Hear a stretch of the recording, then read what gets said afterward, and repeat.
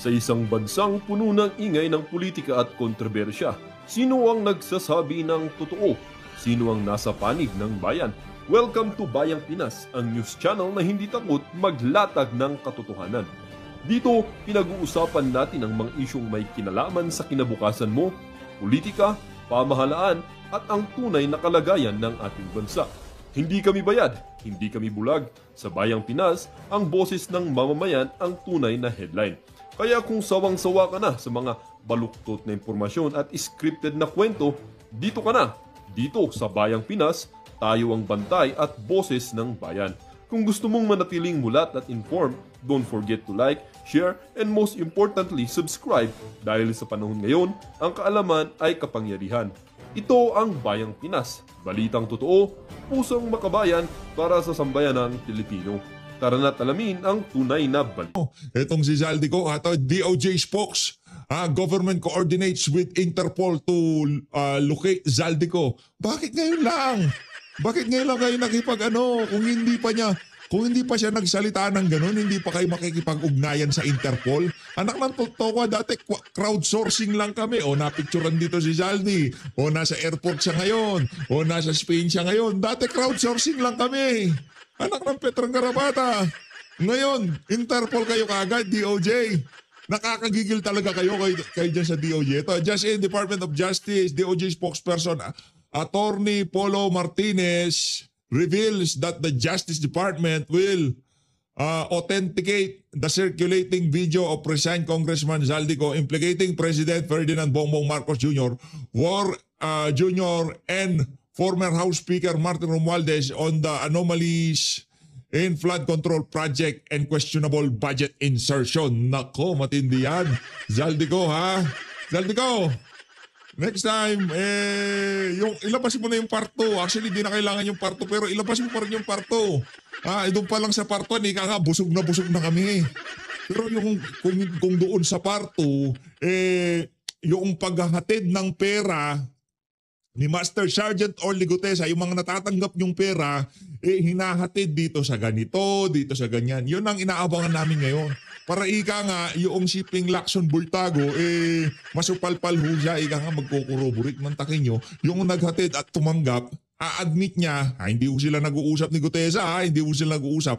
Mantakin nyo ho itong mga kababayan, isipin nyo ho itong senaryo na to. Sasabihin ni Gutesa sasabihin nitong si Zaldico na, oo, totoo, itong si Mark Teksay at itong si Paul Estrada, talagang bata ko yan. Tumanggap ako ng pera. Heto yung mga larawan. Abangan nyo lang ho mga kababayan. Yang mga banat dito ni Kalbo, nako, panigurado, paplakda ho lahat ng kanilang argumento. Pakinggan na ho natin ang mga punto de vista galing Malacanang. Game! Yes. These wild accusations are completely without basis in fact. Nako. All the charges leveled against the president are pure hearsay. Let us not forget President Marcos Jr. himself. Teka lang, hindi hearsay yun. Brad, hindi hearsay yun. Siya ang appropriation chairperson. Siya ang tinawagan. Hindi hearsay yun. First-hand information yun. Siya ang trumabaho sa budget. Hoy, Kalbo, halika dito, pakinangin ko bumbunan mo. Walang niya ka. Pati ba naman salitang hearsay, akala nyo hindi namin naiintindihan ibig sabihin yan? Hindi kinuwento kay Zaldico. Si Zaldico ang inutusan. Ano kami, mga tanga? Ano ba sa tingin mo mga nakikinig dyan sa press con nyo na yan?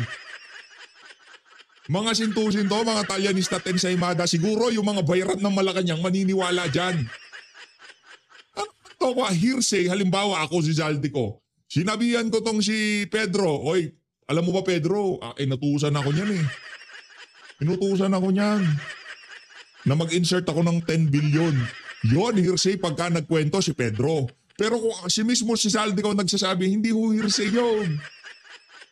Stand information yun. Siya hong nakasaksi. Siya ang patotoong buhay na napakalaki ng problema ng amo mo ngayong mga panahon na to, Kalbo. Exposed all these flood control anomalies and has taken numerous steps since to ensure that the guilty are brought to justice, the stolen wealth recovered, and the system is fixed to avoid any of this from happening again.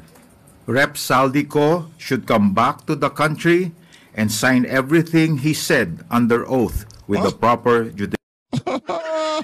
Ano anda raw? Pauwi nyo dito, pipit-pitin nyo daliri niya? Para i-recant lahat ng sinabi niya? Kanino isisisi ang tanong kasi? Ang problema kasi dito, ang gusto nyo isisi lahat kay Zaldico. Etong si Zaldico, alam naman natin hindi niya magagawa na siyang mag-isa yun. Ako na ho nagsasabi sa inyo, matagal na ho natin sinasabi to. Hindi sa dinidepensahan natin si Zaldico. Hindi niya ho kayang mag-isa lahat ng kabalbala na nangyari diyan sa 23, 24, 25 budget. Huwag ho nating kalimutan yung 23, 24 budget. Diyan ho nila pinagatas yung akap. Ha? judicial authorities. Thank you. Alam mo, kakaumpisa pa lang ng salita mo, nakaka 6 minutes na ako dito. Lanya ka, ha? Ayusin mo. Medyo nanggigigil ako ng konti ngayon. O si Mina. Pina Pangandaman of yan, DBM. si Pina Pangandaman. Yan yung binitbit ni BP Sara. O gusto mong tumabi kay Marcos Jr. O dito ka kay Marcos Jr. Napanood nyo na ho ba yung video natin na yun? O hindi nyo pa napanood. Hindi ko na ho alam kung saan pa mag... Ito kasi bida-bida tong si Pangandaman nun eh. Gusto niya katabi niya si Bangage. Hindi naman siya yung Vice President. Si Mina. Magandang hapon po. Hello, Ma'am Mina. How are you doing? Ako, yari ka dyan, madam. Tinawagan mo daw si Zaldico. Nagpa-insert ka daw ng 10 billion, utos ni boss. Po, sa ating lahat, all appropriations ordered by the President is already in the National Expenditure Program. That is why it is called the President's Budget. So we reject any insinuations about it. The BICAM is purely under the power of the legislature. We respect and strictly follow the budget process and all our actions are above board. Kung maaalala nyo po, ang proseso ng budget, ginagawa po ng executive ng 6 na buwan ang ating President's Budget and National Expenditure Program. Ayon sa Constitution, we have 30 days after the State of the Nation Address para isubmit ang National Expenditure Program sa Kongreso. At ayon din sa Constitution, pagkatapos natin masubmit po ang budget sa Kongreso, magkakaroon po tayo ng briefings, di po ba? So ginawa din po yan ng executive para ma-explica po kung ano ang laman ng President's Budget at ng National Expenditure Program. Pagkatapos po nun, magde-deliberate na po sila. Wala na pong role ang Office of the President, ang executive sa BICAM. Yun lang po. So, ibig sabihin, lahat ng unprogram appropriation, si Zaldico lang nakaisip nun? Siya lang talaga? Siya lang? Ibig sabihin, yung pambabraso sa BICAM, pauuhin, papirmahin ang Senado doon sa budget na yon, ganun na lamang ang takot nila kay Zaldico? Ganun?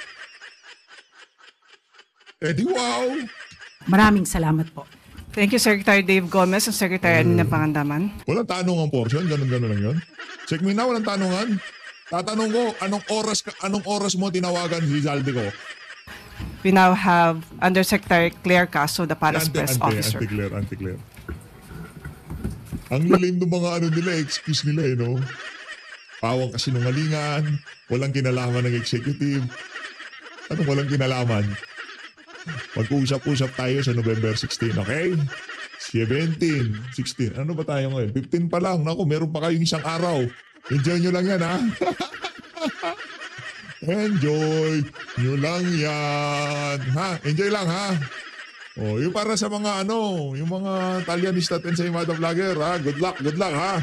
Magandang araw, Malacanang Press Corps. Hoy, by the way, meron akong sa inyo mga kababayan. Meron akong ipapakiusap. Ito, malupit itong vlogger na to eh. Pakiusap ko lang ho ito sa inyo mga kababayan, ha? Teka lang. Meron ho akong ipipin dyan sa comment section. Isa ho sa mga sinusubaybayan ho nating vlogger ngayon, yung nasa comment section na yan. Paabutin ho natin ng 1,000 subscriber yung channel na yan. Ipipin ko ho sa comment section. Pagkatapos na lang ho ng video na to, okay? Pagkatapos ho ng video na to, magpunta ho kayo dyan sa link na nasa ating comment section. Sobrang malupit kung gumawa ng mga reaction video yan. Saludo ho dyan sa idolo natin na yan, ha? Tuloy natin. Katatapos lang mag-ulat ng Pangulo kahapon ng mga nagawa upang mapanagot ang lahat ng sangkot.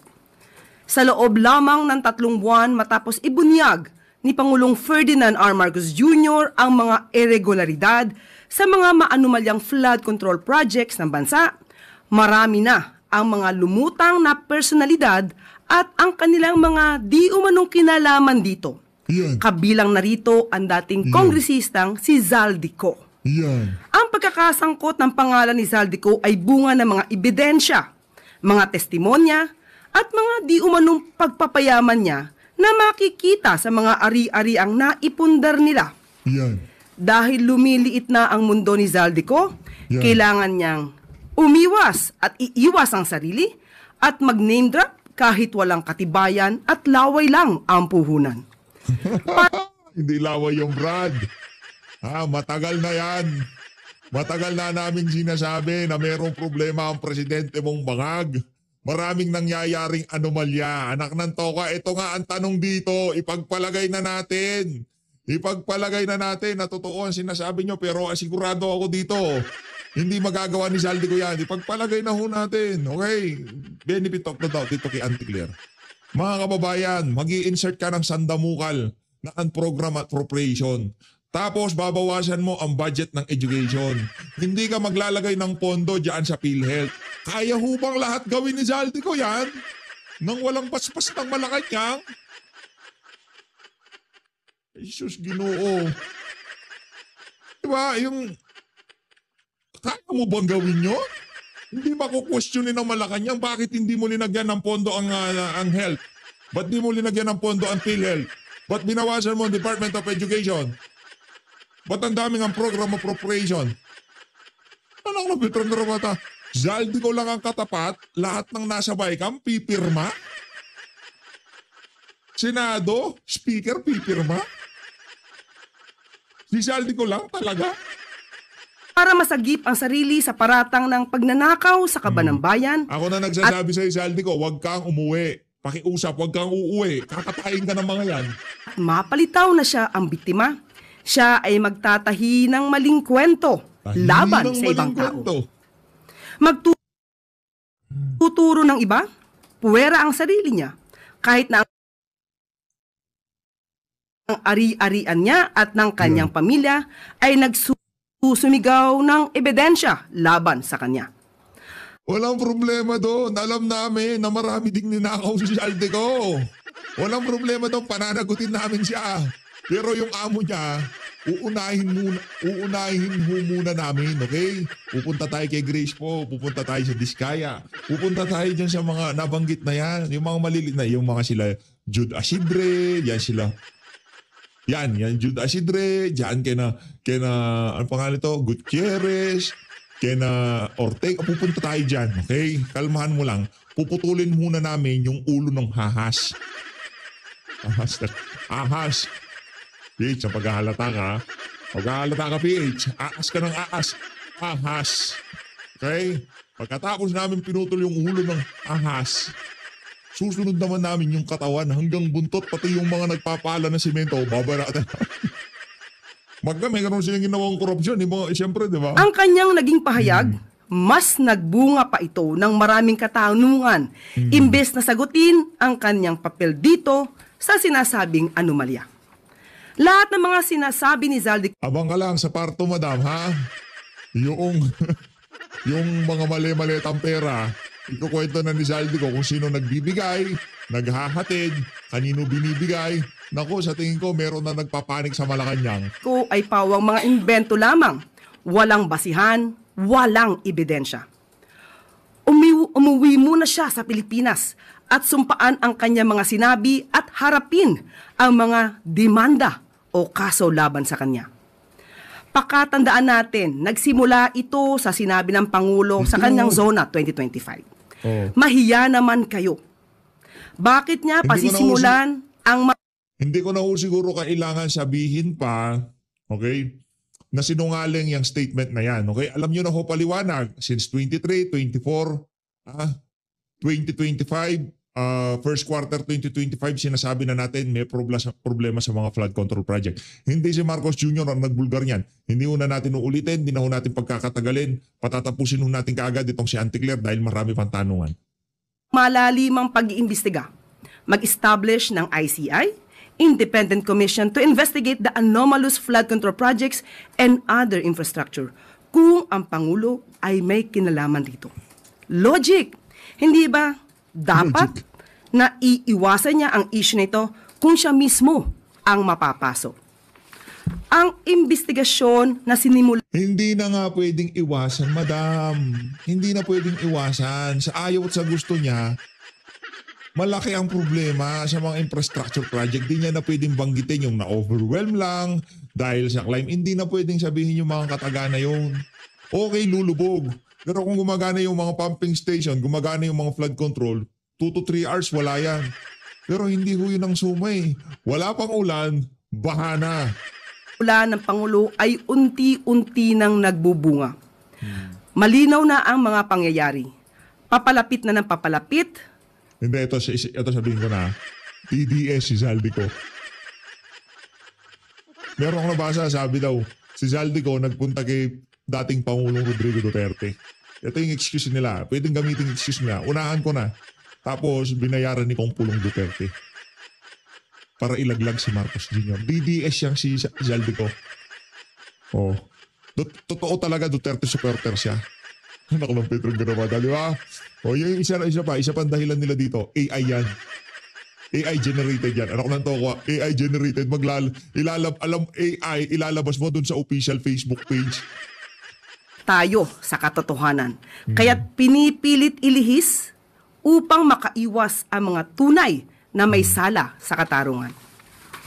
At handa na po akong tugunan ng inyong mga katanungan. Game. Maricel Lili from TV5. Yusek, magandang hapon po. So ano po ang plano natin kay Congressman Zaldico? Because I understand ang sinabi ni Presidente, we cannot cancel his passport. Pero ano po yung plano natin ngayon para mapauwi siya dito sa Pilipinas? Ito po ay nasa kamay na rin po sa ating pagkakaalam ay may pending na pong mga complaints na naisampa sa kanya. At bibilisan na ho nila. Kakahaba-haba ng prosesyon sa Interpol din ang tuloy. Sana po ay mapabilis na rin po ng ombudsman ang mga pagresolba sa mga kaso na ito at kung sila ay makakapagrekomenda, kung ano man na mairekomenda nila for dismissal or for filing of the case to the Sandigan Bayan, sana mapabilis na rin po. Kasi ang taong bayan po ay naghihintay na rin ng mabilisang aksyon. Hindi po siya mapapauwi sa ngayon dahil ang naaayon po sa batas, ang hindi pa po nakakasuhan at tinuturing na pugante dahil wala pa pong warrant of arrest na nai-issue ang court, o kaya ay siya naman ay hindi pa naman convicted at siya'y tumakas. At hindi natin masasabi na yung kanyang passport ay naisagawa at nai-issue ng, through a fraudulent act.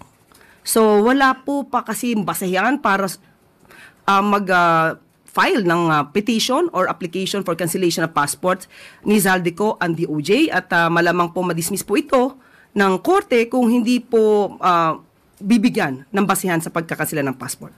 Meron po kasing mga opinion like that of Senator J.V. Ejercito na once na considered as a national security threat, pwede naman na pauwiin at kanselahin yung pasaporte kahit na wala pang direktang kaso. Do you consider him as a threat or at least a Ang kaso po na ipapataw sa kanya or malamang na maisa pa sa kanya ay patungkol lamang po sa graft and corruption, maybe plunder, hindi po natin alam kung ano magiging kaso dito. But hindi po ito sa ating palagay ay makukonsidera na issue about national security. So yun po. Sunod na tanong mula kay Raquel Bayan, Radyo Pilipinas. Yes, sir. Good afternoon. Isa po din sa mga accusation ni Zaldico, si Pangulong Marcos umano po, yung nag-utos ng 100 billion peso insertion, na karating na po kaya ito kay Pangulong Marcos. What was his reaction po? Opo, at ang updated naman po ang ating Pangulo at katulad naman po sinabi ni Secretary Mina, hindi po obligasyon at wala pong papel ang Pangulo sa sinasabing insertion. Sabi nga po nila, kung ang Pangulo ayon na rin sa sinabi ni Zaldico, ay hari daw. Bakit po kaya sa insertion pa ilalagay 100 billion pesos? Siyempre, kailangan sa insertion, hindi sa NEP. Ano na to, di wala silang lusot na kagaya ng maniobrang ginagawa nila ngayon. Diba? Kung kaya ilagay sa unprogram appropriation, o baka lumilipad lang siya ng mga oras na yun. Magmi-meeting sila. Sa tingin ko, kailangan ko ng 100 billion insertion. Midterm election, baka walang manalo sa mga kandidato ko. Ang baba ng popularidad ko eh. Idadaan ko yan sa pera. Ayun, ang program appropriation. Kung pwede naman po itong isama mismo sa NEP. So doon po ay katakataka at alam natin na mukhang may gumawa ng kanyang salaysay. Yeah. At mukhang hindi niya naiintindihan ang kanyang mga sinasabi ron. Sunod na tanong mula kay Ivan Mayrina, GMA News. Microphone, please. Hi, Yusek. Kaugnay sa tanong ni Raquel, na nung napag-usapan ho ninyo ito ng Pangulo, what was his reaction? Galit ba siya? Is he more determined now to have former Congressman Zaldico be made to go back to the Philippines para ho maimbestigahan yung mga sinasabi niya? Katulad ng sinabi natin, at sinabi po ng Pangulo kahapon, ang pagsasampa po ng kaso ay hindi pang optics lang. Kailangan po talaga ng ebidensya. Hindi po ibig sabihin kapag siya ay dinamay, at alam po natin, at alam din po ng Pangulo na siya ay walang kinalaman dito, at siya pa po mismo ang nagsimula ng pag-iimbestiga ng mga anomalyang flood control projects. Hindi po siya nababahala dahil alam po niya ang katotohanan at kami po mismo ang magbibigay sa inyo ng mga detalye para Wala kaming pakialam sa mga detalye mo, madam. Hindi naman ikaw ang appropriation chairperson eh. Hindi naman ikaw yung siga-sigaan nung ginagawa ang pagka binabalangkas ang budget dyan sa House of Representatives.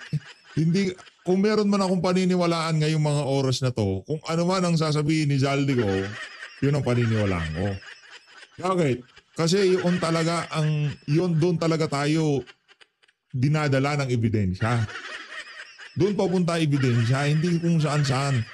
Kagaya ng gustong mangyari nitong si Marcos Jr. dahil dalhin sa mga senador. Ano nangyari kay Jingoy Estrada? Kay Nancy Binay? Natambunan? Ganon? Hindi. Di pa tayo tapos doon. Kung may kasalanan sila, kung talagang may hinatid na pera, may kalalagyan din kayo sa sambayan ng Pilipino. Wala tayong sisinuhin dito. Kasi kung gusto natin gumanda ang Pilipinas, dapat ikulong lahat ng mandarambong. Ganon lang po kasimple yun.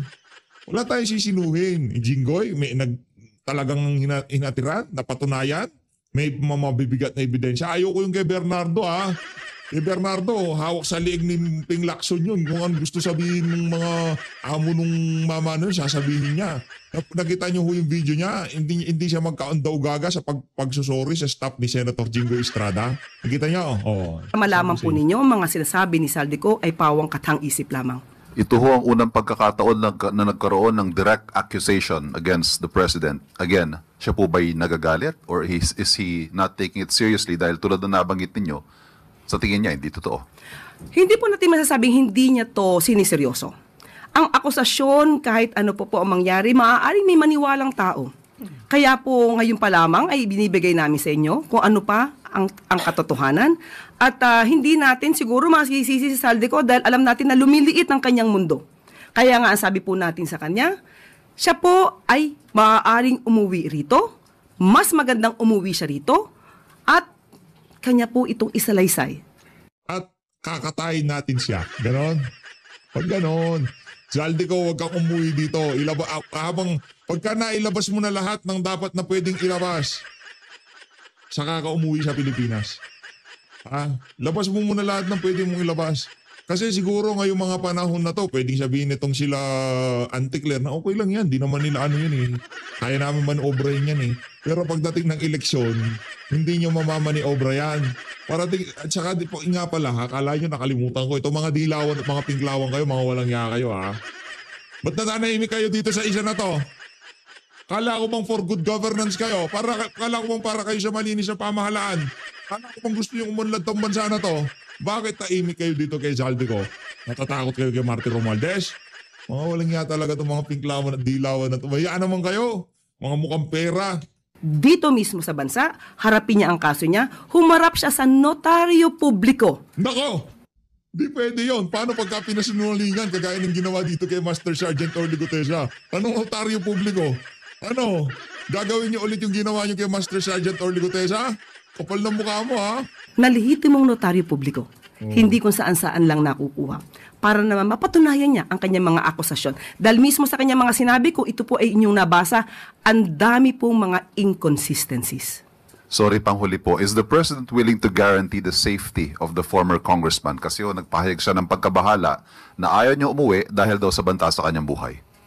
Unang-una, hindi po ba dapat siya ang magpatunay kung may banta sa buhay niya? Saan po niya nakuha itong mga idea na to?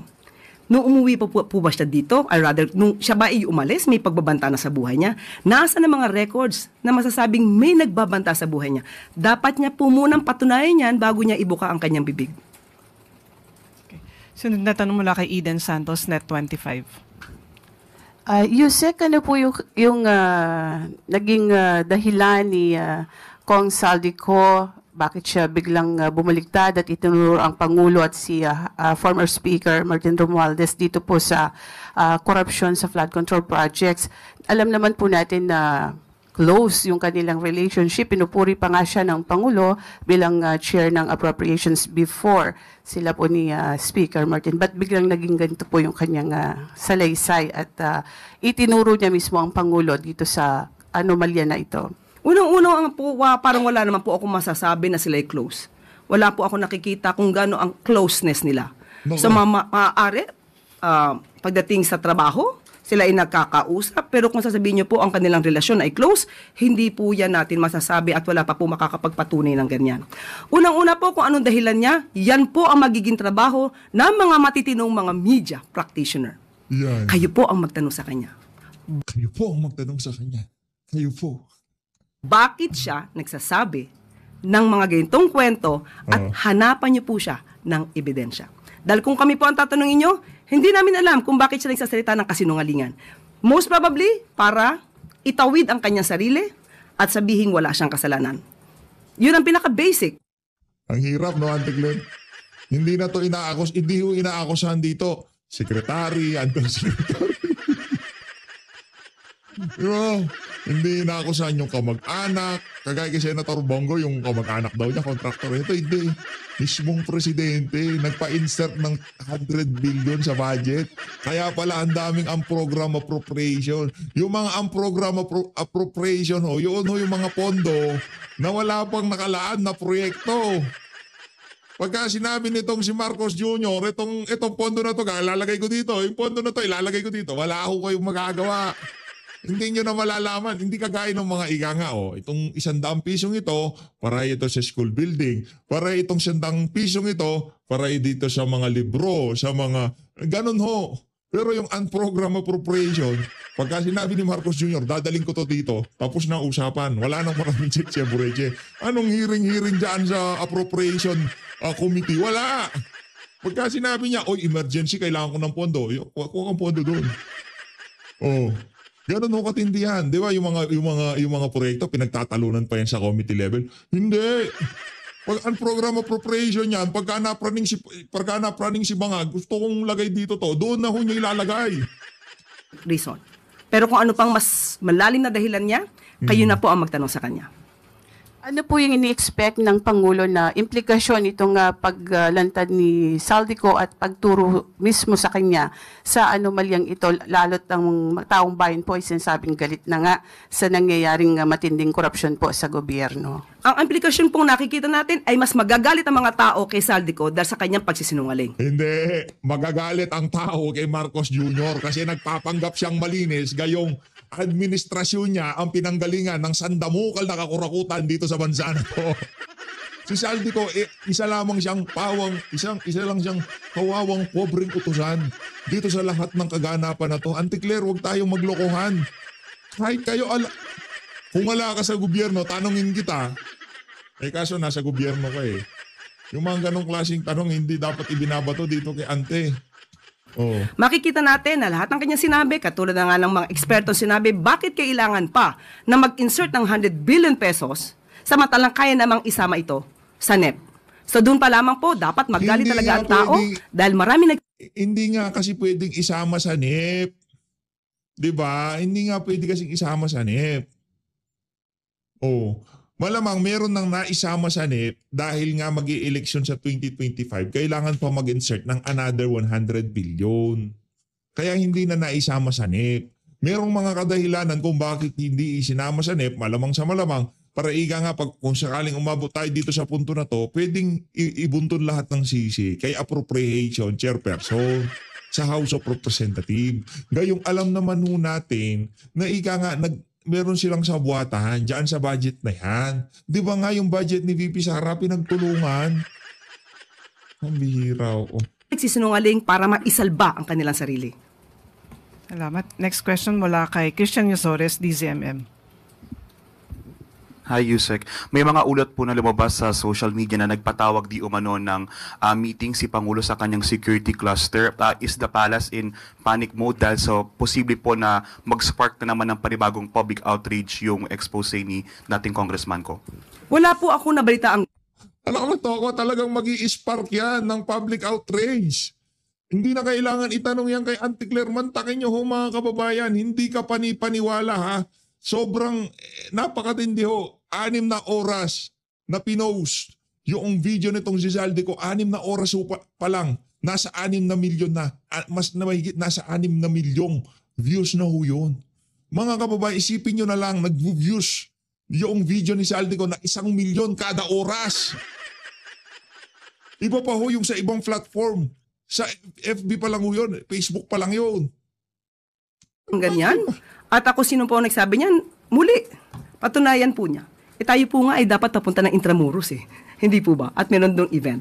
So wala pong panic mode na tayong pinag-uusapan. Kailangan lang po nating magkaroon ng press briefing ngayon para po maipaliwanag sa mga kababayan natin kung sino ba talaga ang nagsisinungaling. So Mr. Zaldico, mas maganda po umuwi kayo dito. Kung maaari, sabayan nyo na rin po yung ibang mga fugitive na nagtatago sa ibang bansa. Last 2 questions. First from Katrina Domingo, ABS-CBN. Undersecretary, ano po yung balak ng palasyong gawin to address Zaldico's accusations? Aside from denying it, does the palace intend or the president intend to file charges against him? Depende po. May part 2 pa, sabi niya. Abangan ang part 2. Kinakabahan ka na dyan. Teka lang para sigurado lang. Grabe ho kasi, ito kung ano lang para lang ho sigurado tayo kung gaano na karaming views. Di ko kasi makita sa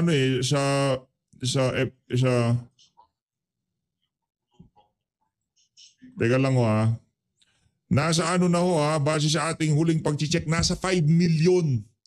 5 million 6 hours. Kulang-kulang 1 milyon kada 1 oras ang nanonood ng video ni Zaldico. Pagka hindi mo pa naman ipinatawag ang iyong security cluster, sa dami ng nanood na yan, anak ng tokwa, ewan na lang ho natin. Panic mode sila ngayong mga panahon na to. Parang part 1 pa lang to. So malamang, gagawa na naman to ng panibagong kwento dahil nadinignan niya kung anong sinabi natin. So abangan natin kung ano na namang tahitahing kwento ang inyong madidinig mula sa kanya.